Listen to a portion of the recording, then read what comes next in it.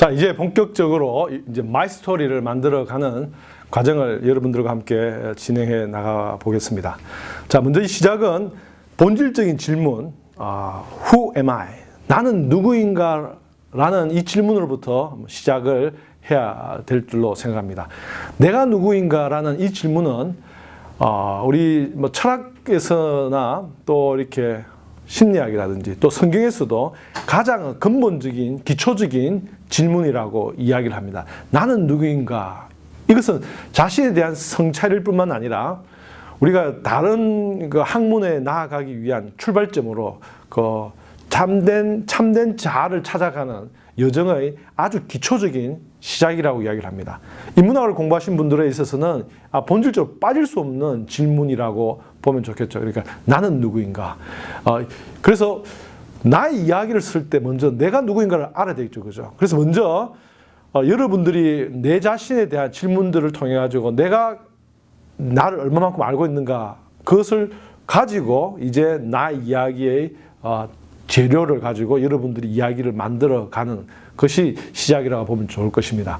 그래서 나는 누구인가라는 이 질문에는 여러 가지로 물어볼 수 있을 거예요. 나의 기질이 어떤 사람인가? 나의 본성은 뭔가? 나의 성격은 어떤 거지? 나의 인격은 도대체 어떤 것일까? 또 나의 그리고 신분, 현재의 모습, 신분은 뭔가? 그리고 내가 어떤 경험을 했는가? 그리고 배경과 가족과 학력과 친구 뭐 여러 가지들이 나와 관련된 질문이라고 볼 수 있겠죠. 그죠? 나의 꿈은 무엇인가? 나에게 있어서 행복이란 무엇인가?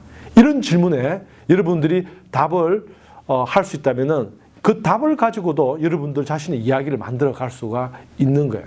그래서 먼저 내 자신에 대해서 한번 평가하고 또 이렇게 리플렉션 하면서 여러분 자신을 알아가는 과정이 되었으면 좋겠어요. 가끔 우리가 공부를 하다 보면은 동양인들이 자기소개를 하세요 하면은 한국 사람들은 보통 가족 이야기를 할 때 많아요.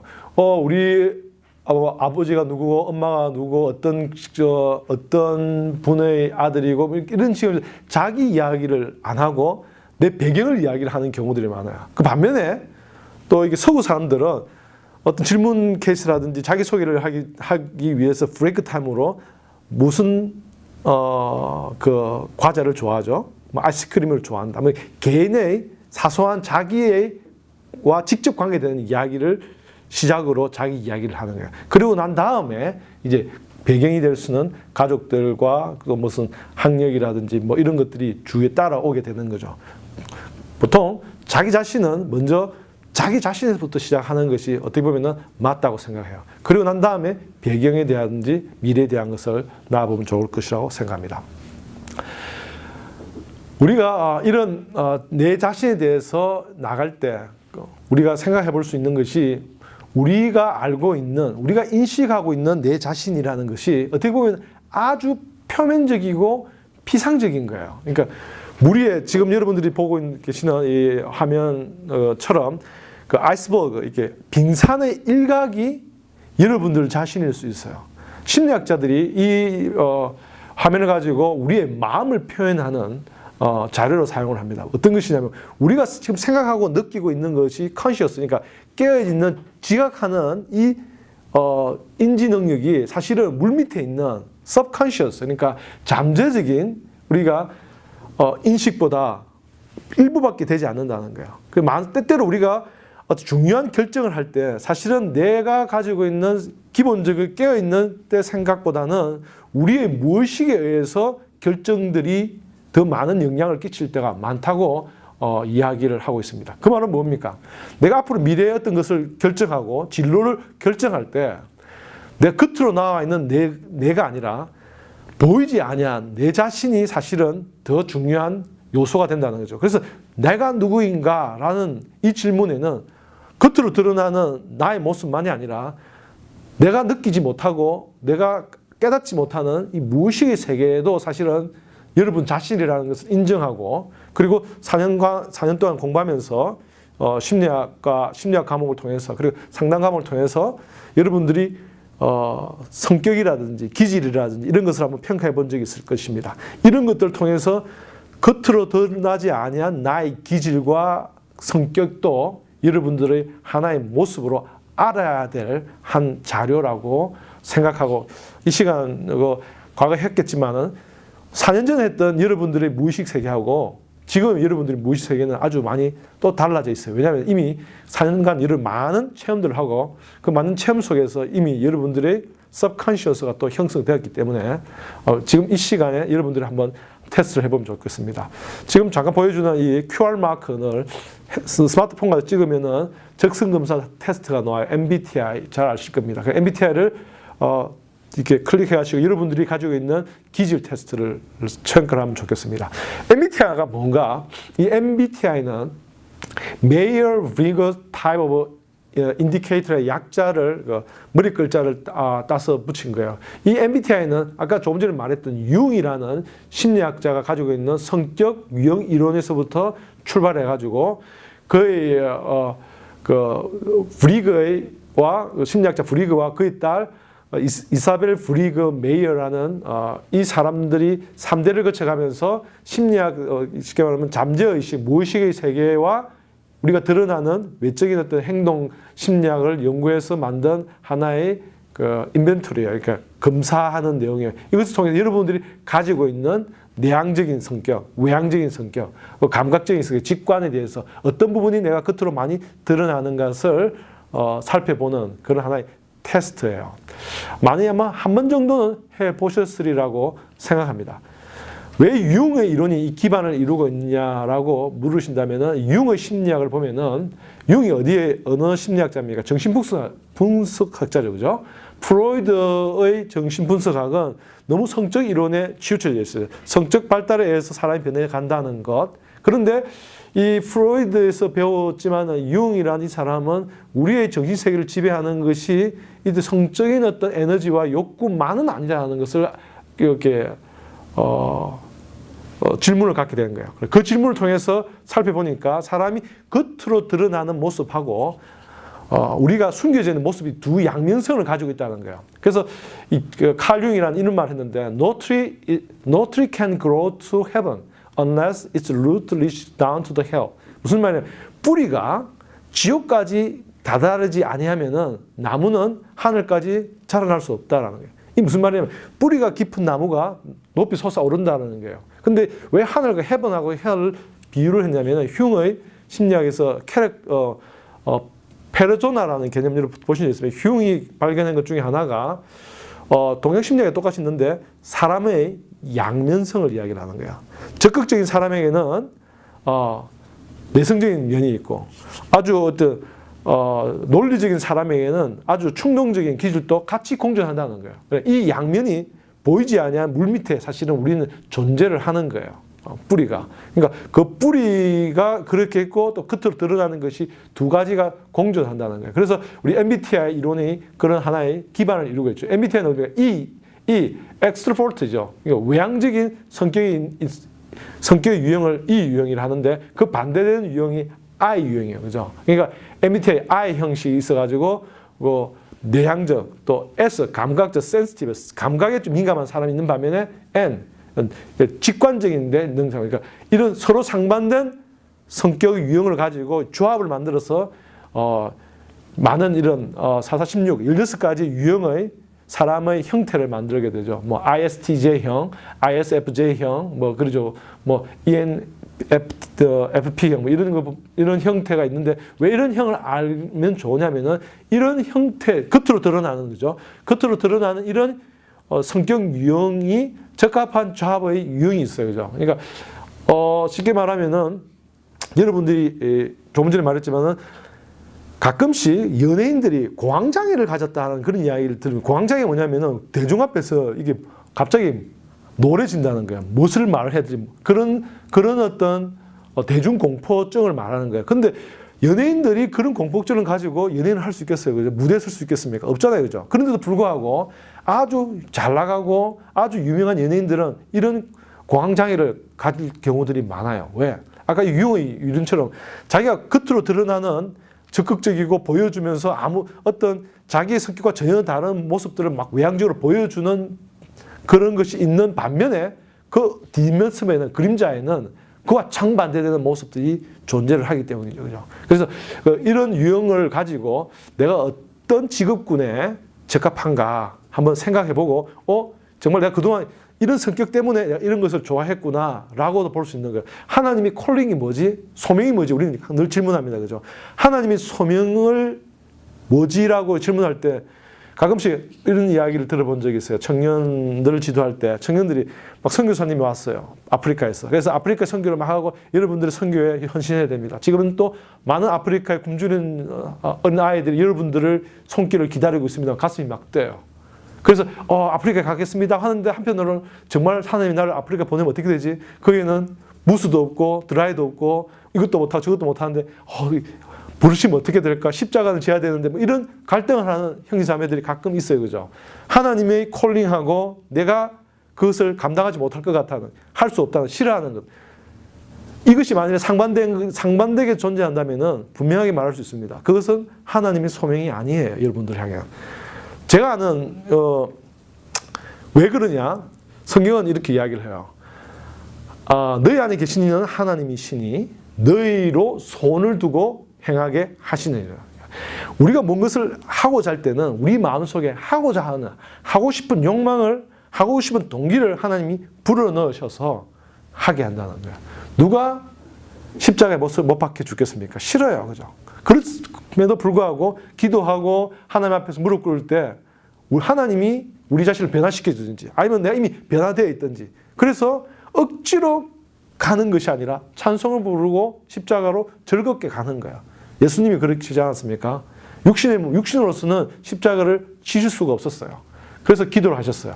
그리고 기도를 통해서 하나님의 말씀을 받고 하나님 사실은 기도 응답을 안 받은 거죠. 그죠? 비켜달라고 했는데 하나님 안 된다라는 거예요. 응답은 받으셨어요. 근데 허락은 받지 못했어요. 그죠? 안 된다는 거예요. 그리고 은혜를 받고 내려오셨으면서 찬송을 하면서 가셨다는 거예요. 그죠? 감난산 오를 때는 두려움으로 올랐어요. 나를 위해서 기도해달라고. 믿음도 없는 제자들에게 부탁을 했어요. 기도해달라고. 근데 내려올 때는 자 죽으러 가자. 찬송하면서 가는 거예요. 그렇게 우리로 하여금 소원을 두고 행하게 하신다는 거예요. 그죠? 즐거움, 기쁨이 존재를 하게 하는 것이라는 거죠. 그래서 실제로 아까 조금 전에 아프리카 이야기 잠깐 했지만 제가 아는 한 자매 지금 소말라에서 사역을 하고 있는데 그 자매는 아프리카 아이들의 그 까만 모습이 초콜릿 같아. 초콜릿 색깔이래요. 우리는 단지 검다, 희다라고 표현하는데 그 아이가 너무나 사랑스러워서 그 검은 모습이 초콜릿을 입혀놓은 그런 모습으로 보인다는 거. 왜?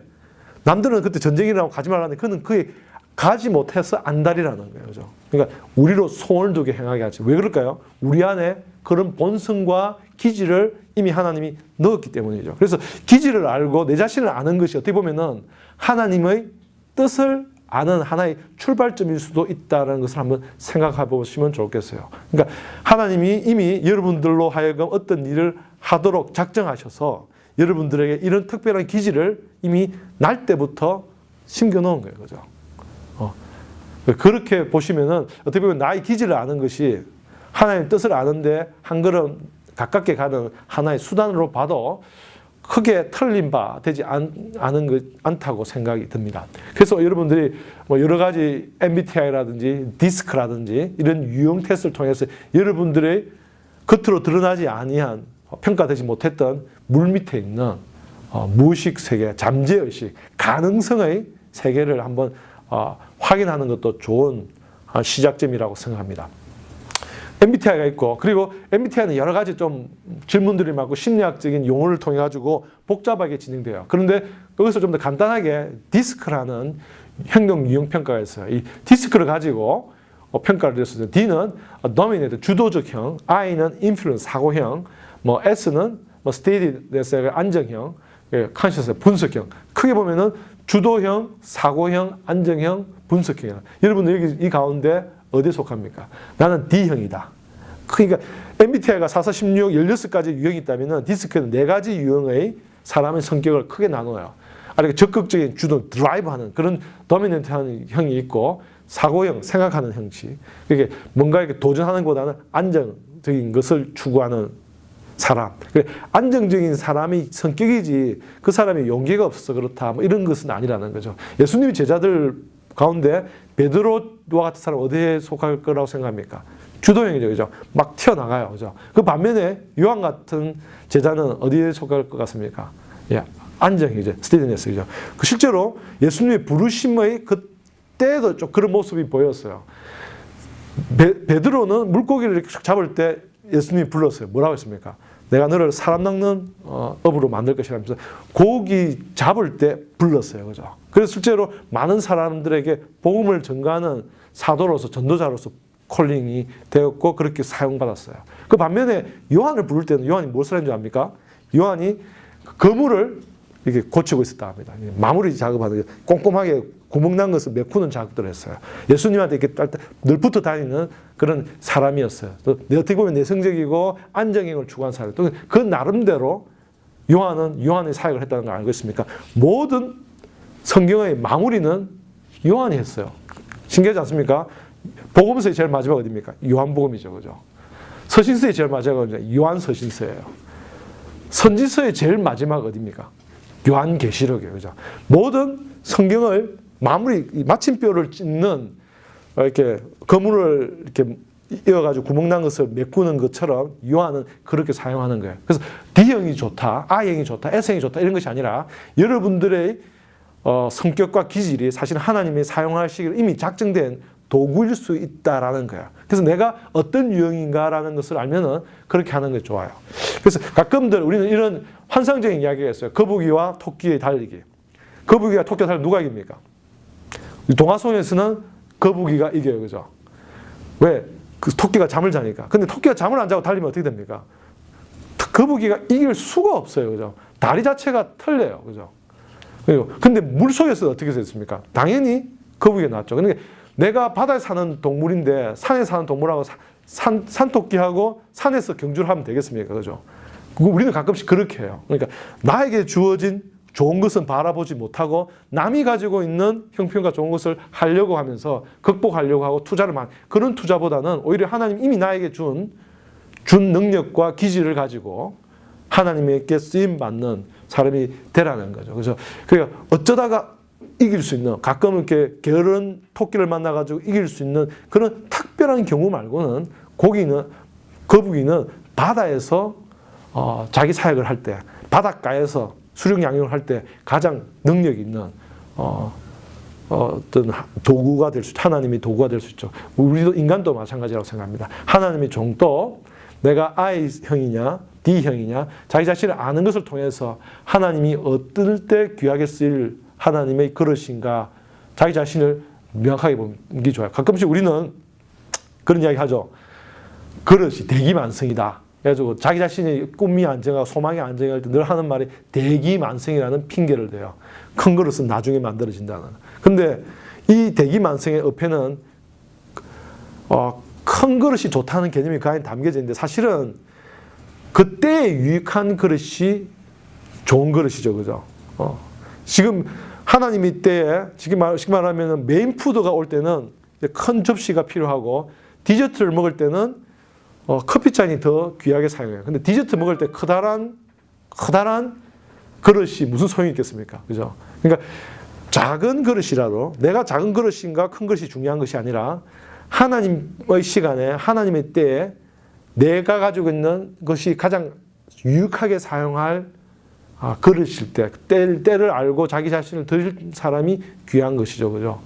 우리가 예수님이 예루살렘 입성할 때도 큰 나귀를 타지 않았습니다. 한 번도 타보지 못한 어린 나귀를 타고 입성한 것을 알 때, 우리의 능력이 아니라 하나님이 우리가 있는 그대로 때로는 받으신다는 것을 한번 보면 좋겠습니다. 그래서 있는 그대로의 내가 어떤 사람인가? 나는 도대체 누구인가? 이것을 아는 것이 여러분들이 사회에 나가서 이제 한 졸업하고 나서 새로운 사역의 문이 열리고 새로운 진로를 향해서 한번 생각해 보기 전에 한번 점검해야 될 내용이라고 봅니다. 그래서 이 디스크 테스트도 이게 QR코드 한번 찍으셔가지고 이 버튼 누르면 쉽게 볼 수 있어요. 몇 번씩 해가지고 내가 I형이구나, D형이구나. 그리고 나는 그래서 쟤하고 잘 지내구나. 왜 쟤하고 자꾸 충돌되냐면 D하고 D형, D형은 항상 부딪히거든요. 왜냐하면 서로 주도형이기 때문에 서로 대장 안 하면은 불편하거든요. 그런데 D형하고 뭐 S형 같은 경우는 한 사람은 대장 되기를 원하고 한 사람은 이렇게 스포팅 하기를 원해요. 이 두 사람은 서로 안 시켜도 한 사람은 앞서가고 한 사람은 밀어주고 되는 거예요. 근데 D형끼리 붙여놓으면은 뭐 오히려 막 이렇게 부닥부닥 싸울 경우가 많죠. 그것이 서로가 싫어하고 의견이 달라서가 아니라 어떻게 보면은 서로의 기질이 같아서 그런 것이라고 보면 좋겠죠. 때로는 그런 유형이 유익할 때도 있지만 때로는 호흡을 맞추는 서로 다른 성격도 유익한 이유가 그 때문이라고 봅니다. 그리고 애니그램이라는 것이 있어요. 아주 옛날에도 왜 현대심리학, 근대심리학이 나온 이후로 이런 모습이 나온 것이 아니라 사실은 과거 2000년 전부터 우리 사람은 우리 자신에 대해서 알기를 원했어요. 그래서 보이지 아니한 나 자신에 대해서 많이 궁금했죠. 그죠? 그러니까 정신분석학자들이 나오기 이전에 사람들도 이런 애니어그램이라는 통합을 가지고 애니라는 나인이라는 뜻인데 9개의 어떤 형식을 가지고 내가 어떤 유형인가를 분석하고 그리고 그런 자기 자신을 어떤 비유를 통해서 사람을 이해하려는 노력들이 있었습니다. 그리고 이것이 좀 발전해 오늘날 애니어그램이라는 MBTI와 비슷한 성격 유형 검사로 개발되어 있습니다. 이것도 여러분들이 한번 테스트 해보면 좋을 거예요. 그래서 MBTI도 해보고 디스크도 해보고 그리고 애니어그램을 통해 가지고 여러분들이 어떤 유형의 내 자신인가 한번 살펴보는 것도 좋을 것이라고 생각합니다. 자, 그러면은 이 기질이라는 것이 우리 육체에 타고난 어떤 부분일 수 있어요. 그죠? 심리적으로 보이지 아니한 물 밑에 있는 내 자신이라면은 또 성경은 우리에게 말하기로 우리는 세상 사람들과 다른 속 사람을 가지고 있는 존재예요. 그것이 뭡니까? 하나님의 자녀로서 나는 어떤 자인가라는 것을 한번 생각해 보아야 된다고 생각합니다. 신앙인으로서 타고난 기질과 별개로 기독교인은 거듭난다는 하나의 재탄생의 어떤 영적인 경험이 우리에게는 존재를 합니다.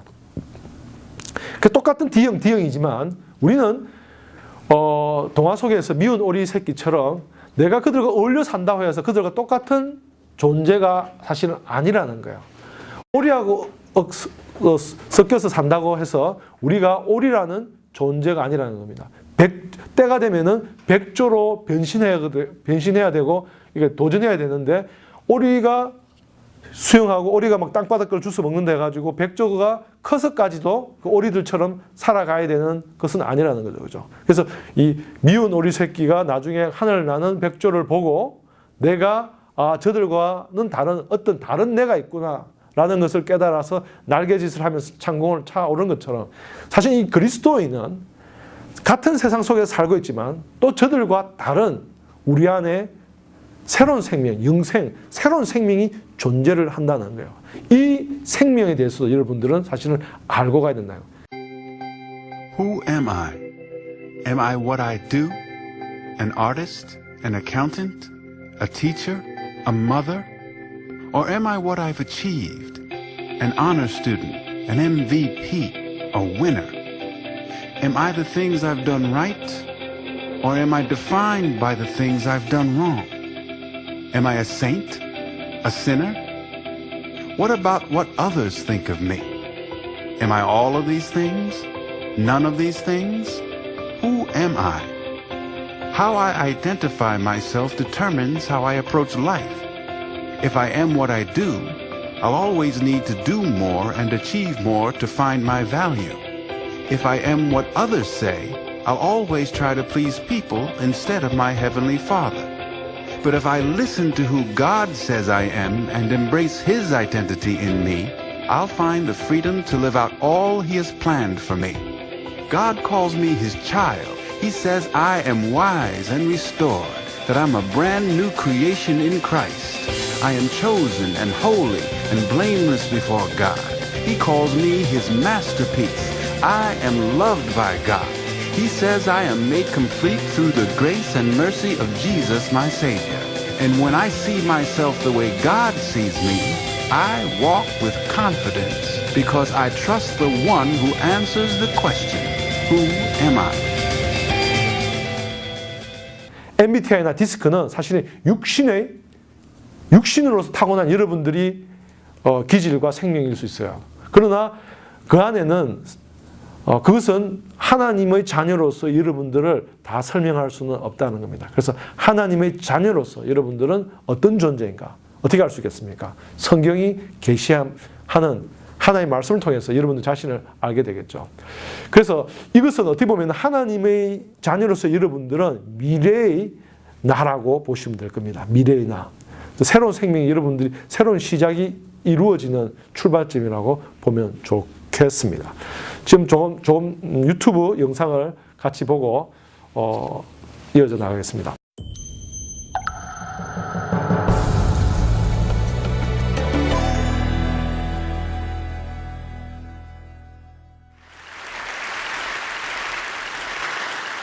So I want to start by offering you a free, no-tech life hack.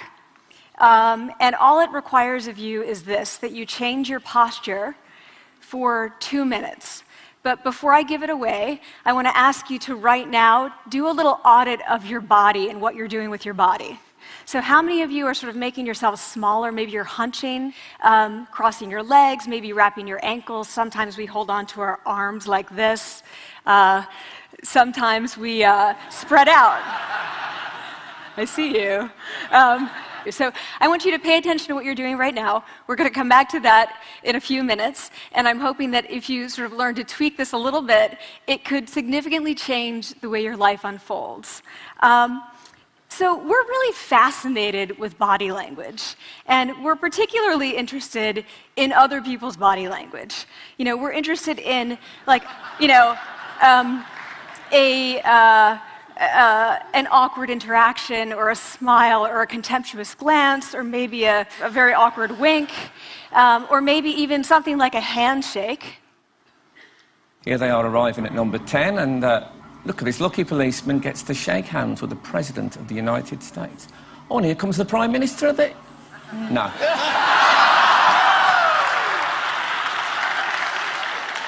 So a handshake, or the lack of a handshake, can have us talking for weeks and weeks and weeks, even the BBC and the New York Times.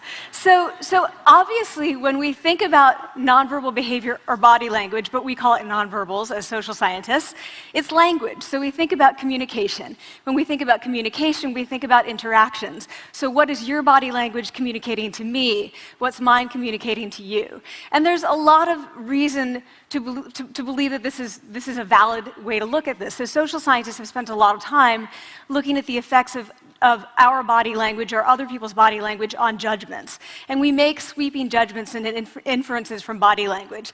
And those judgments can predict really meaningful life outcomes, like who we hire or promote, who we ask out on a date. For example, Nalini Ambady, a researcher at Tufts University, shows that when people watch 30-second soundless clips of real physician-patient interactions, their judgments of the physician's niceness predict whether or not that physician will be sued. So it doesn't have to do so much with whether or not that physician was incompetent, but do we like that person and how they interacted? Even more dramatic, Alex Todorov at Princeton has shown us that judgments of political candidates' faces in just 1 second predict 70% of US Senate and gubernatorial race outcomes.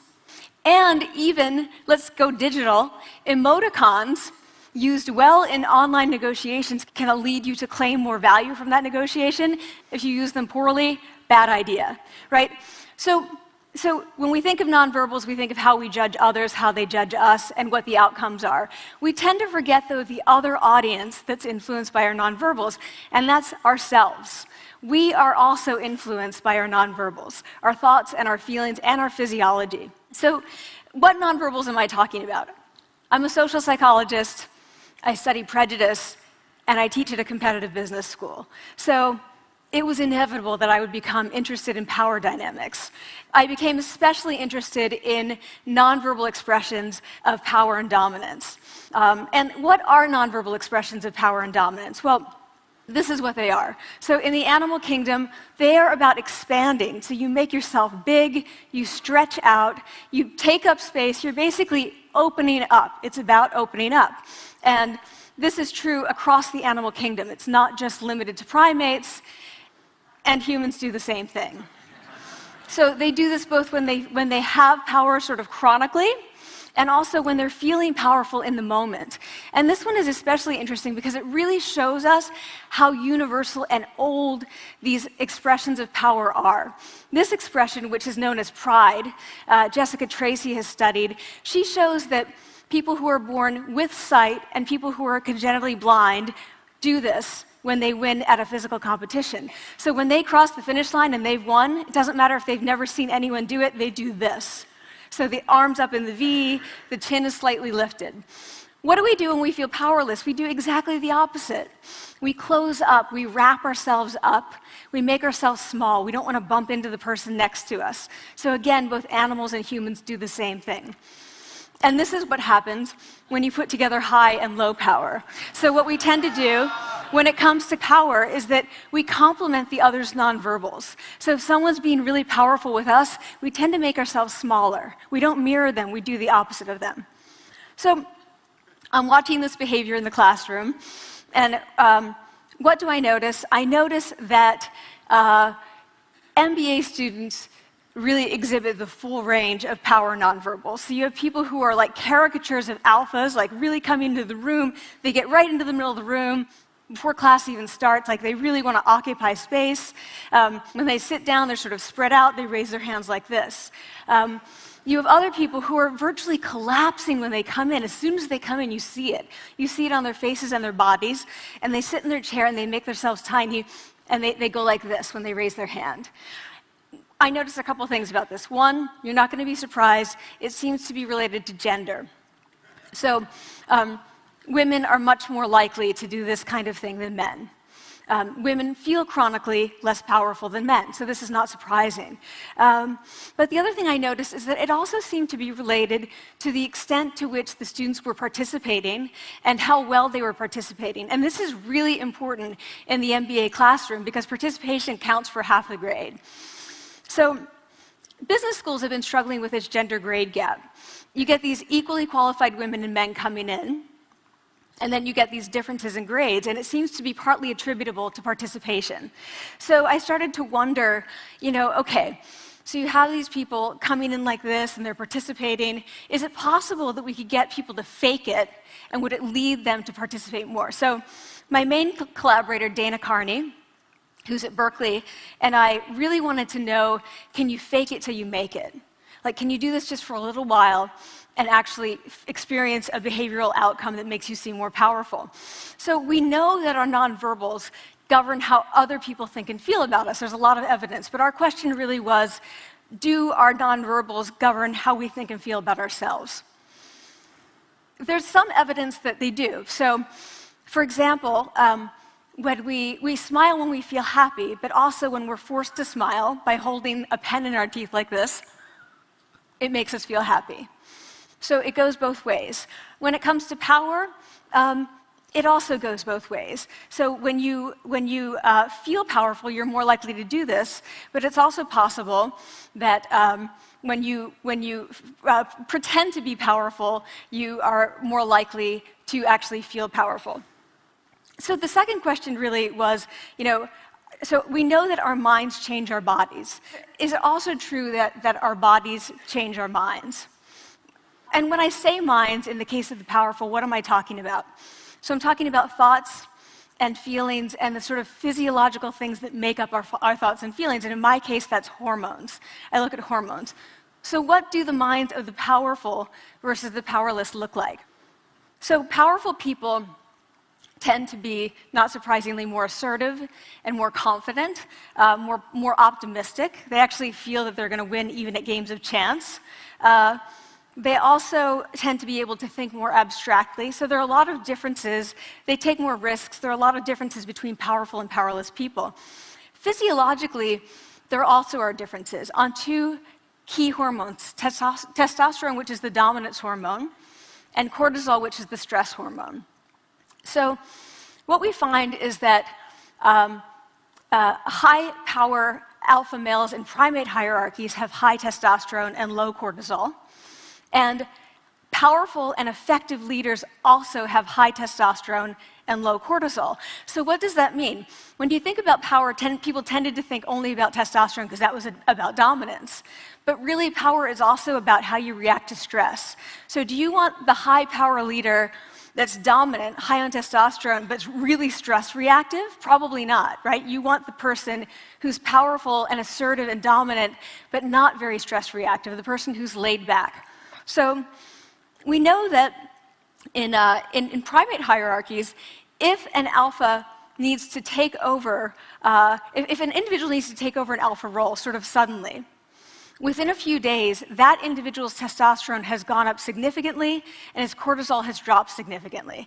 So we have this evidence, both that the body can shape the mind, at least at the facial level, and also that role changes can shape the mind.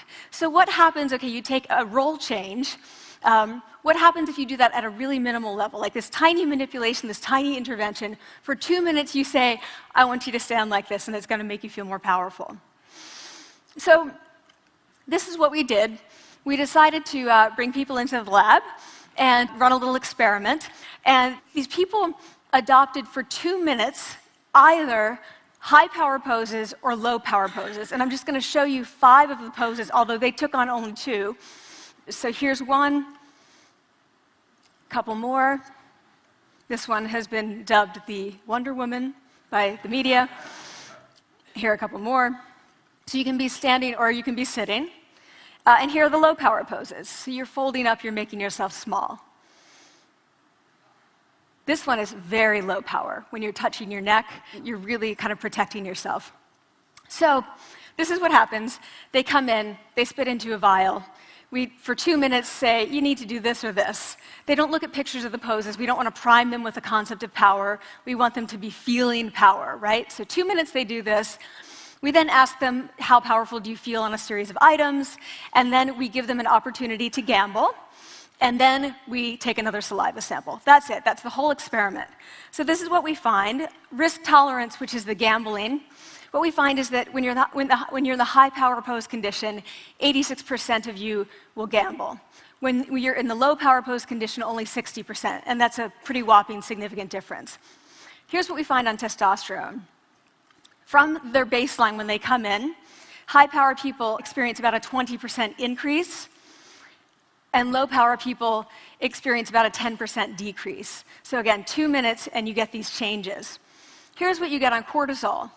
High power people experience about a 25% decrease, and the low power people experience about a 15% increase. So 2 minutes lead to these hormonal changes that configure your brain to basically be either assertive, confident, and comfortable, or really stress reactive, and feeling sort of shut down. And we've all had that feeling, right? So it seems that our nonverbals do govern how we think and feel about ourselves. So it's not just others, but it's also ourselves. Also, our bodies change our minds. But the next question, of course, is, can power posing for a few minutes really change your life in meaningful ways? So this is in the lab, it's this little task, it's just a couple of minutes. Where can you actually apply this, which we cared about, of course.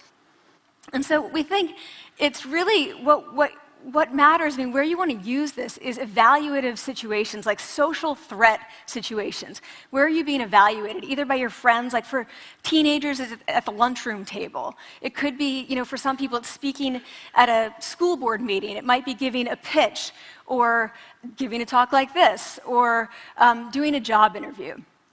We decided that the one that most people could relate to, because most people had been through, was the job interview. So we published these findings, and the media are all over it, and they say, okay, so this is what you do when you go in for the job interview, right? So we were, of course, horrified and said, oh my God, no, that's not what we meant at all, for numerous reasons. No, don't do that. Again, this is not about you talking to other people, it's you talking to yourself. What do you do before you go into a job interview? You do this. Right? You're sitting down, you're looking at your iPhone or your Android, not trying to leave anyone out. You're looking at your notes, you're hunching up, making yourself small, when really what you should be doing maybe is this, like in the bathroom. right? Do that, find 2 minutes. So that's what we want to test, okay? So we bring people into a lab and they do either high or low power poses again. They go through a very stressful job interview. It's 5 minutes long. They are being recorded, they're being judged also, and the judges are trained to give no nonverbal feedback. So they look like this. Like imagine this is the person interviewing you. So for 5 minutes, nothing. And this is worse than being heckled. People hate this. It's what Marianne LaFrance calls standing in social quicksand. So this really spikes your cortisol. So this is the job interview we put them through because we really wanted to see what happened. We then have these coders look at these tapes, 4 of them. They're blind to the hypothesis, they're blind to the conditions. They have no idea who's been posing in what pose. And they end up looking at these sets of tapes and they say, oh, we want to hire these people, all the high power posers. We don't want to hire these people. 야, 뭐 어떤 것을 느꼈습니까? 이 강사가 이야기하는 것처럼 현재는 자기는 아무것도 할 수 없는 그런 사람이지만은 어떤 메시지에 의해서 어떤 사람이 도전해서 나도 정말 저렇게 되고 싶어라고 마음의 결정을 갖고 태도가 달라지면서 그 삶이 변한다는 것을 이 영상은 여러분들에게 보여줍니다. 바디랭귀지죠. 때로는 사람은 말로서 자기 자신을 이야기를 하지만은 몸으로서 사실은 더 많은 이야기를 한다는 것을 잊어버릴 때가 많아요. 그러니까 그들은 피운다고 하죠, 그죠? 근데 우리 말은 나는 좋아, 힘이 세, 내가 오라라고 하지만은 나의 표정과 나의 말과 나의 행동 속에는 내가 틀렸어, 내가 잘못했어라고 하는 것이 더 많을 때가 있다는 겁니다. 그래서 커뮤니케이션을 하는 이 커뮤니케이터들은 우리의 커뮤니케이션의 80%는 인버벌 랭귀지, 그러니까 쉽게 말하면은 바디 랭귀지가 더 많은 부분을 차지한대요. 못나나 할머니가 가끔 이렇게 어릴 때 저에게 말한 적이 있어요. 이 못나나. 근데 이 못났다는 이야기는 아이가 정말 못생겼다, 이 밉상아를 할 때 미워서 하는 이야기가 아니죠, 그죠? 그러니까 말은 밉다고 하고 못난이라고 해요. 그 말은 할머니 눈에는 정말 이게 예쁘고 눈에 넣어도 안 아프고 정말 사랑스럽다는 말이에요. 근데 말은 거꾸로 놨죠, 그죠? 근데 표면적인 말과 그게 담겨진 액센트라든지 느낌은 사실 서로 다른 반대의 말을 하는 경우들이 인간에게 더 많다는 거예요. 때로는 20%의 말보다는 보이지 아니한 80%의 말이 우리의 삶을 만들어간다는 거예요. 가끔씩 여러분들 이야기 들어보셨습니까? 목사님들이 말을 바꾸면 인생이 변한다. 그래서 긍정적인 말을 해라. 아멘 맞습니까? 아멘 하십시오. 라고 하죠, 그죠? 말을 바꾸면 인생이 바뀌는 거 맞아요, 그죠? 그런데 말은 아멘이라고 하면서 나의 얼굴과 내 모습은 아멘이 아닌 경우들이 더 많아요. 왜 그렇습니까? 그럴 경우는 그 말보다는 우리의 행동과 태도가 우리를 더 지배해서 아멘과 반대로 그 말대로 되지 않은 경우가 있어요. 그죠? 그래서 어떻게 보면 말을 고치는 것도 중요하지만은 태도를 고치는 것이 중요하다는 겁니다. 여러분들이 이제 실제적으로 이 포트폴리오는 겉으로 보여주는 것이에요. 근데 이 겉으로 보여주는 것을 보고 여러분들을 불러가지고 인터뷰를 해가지고 직업 전선에 그리고 사역 전선에 나가게 됩니다. 그때는 말로 하지 못했던, 글로 담아내지 못했던 여러분들의 태도를 보여줄 수 있다는 거예요. 그 태도에 여러분들의 인생이 바뀔 수 있는 거예요. 자, 그런데 다른 에세이들은 우리의 어떤 모습들을 잘 보여줄 수 없어요. 그러나 여러분들이 이번 학기에 여러분들과 만들고 내는 이 포트폴리오는 면접관 여러분들 불러가지고 만나고 할 시간이 없잖아요, 그죠? 동영상을 찍을 수 있어요, 그죠? 지금 여러분들이 보고 있는 이 영상처럼 여러분들이 하고 싶은 말들을 담아서 그 태도와 그 모습을 보여주는 거예요. 말은 언어로 할 수 있어요. 오히려 언어란 말이 더 진실될 수 있어요, 그죠? 진실된 여러분들 얼굴과 모습과 톤을 담아서 내가 하고 사역하고 싶은 목사님에게, 그 선교사님에게, 그리고 직장 상사에게 보여줘서 나와 같이 일을 할 수 있겠습니까? 해 주십시오라고 제시할 때 이런 모습이 있는 거예요. 그래서 이 과정을 통해서 이것도 여러분들이 한번 기억해 주시면 좋겠어요. 여러분의 태도를 만들어 가는 그런 과정이 어떻게 보면은 이번 시간 이 졸업 세미나를 통해서 나의 말은 이런 식으로 이야기하지만 내 태도는 정말 긍정적인 모습을 갖고 있는가? 내 꿈과 비슷한 바디랭귀지를 내가 가지고 있는가라는 것을 한번 생각해 보시면 좋겠습니다. 그래서 말을 고치는 것처럼 여러분들 내용도 여러분 자신의 내용도 만들어가는 여러분들이 되었으면 좋겠습니다. 이번 강의는 여기까지 마치고 또 다음 주에 또 만나기 전까지 워크북을 통해서 이번 시간에 공부했던 내용과 여러분들이 했던 과제를 직접 작업을 하고 그리고 무들에 올려주시고 그리고 그것을 통해서 여러분들이 포트폴리오를 한 단계 한 단계 만들어 가셨으면 좋겠습니다. 감사합니다. 수고하셨습니다.